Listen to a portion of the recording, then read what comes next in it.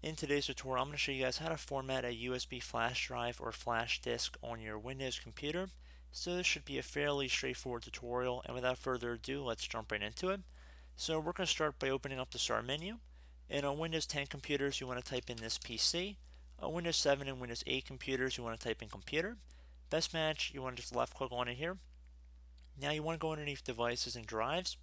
Now you want to locate your flash drive or flash disk that you want to format. So right click on it and then left click on Format.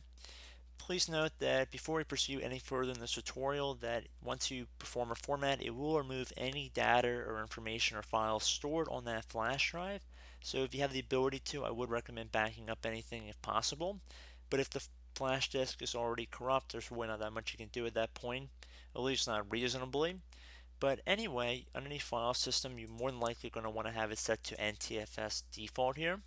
And underneath Format Options, you want to have the box next to Quick Format checkmarked. And now you want to left click on Start. Please know you'll get a dialog window saying that formatting will erase all data on this disk. To format the disk, click OK. To quit, click Cancel. I'm going to left click on OK here. Should say Format Complete, so I'm going to left click on OK again. And there you go, guys. Simple as that. So I do hope this brief tutorial was able to help you guys out. And as always, thank you for watching, and I look forward to catching you all in the next tutorial.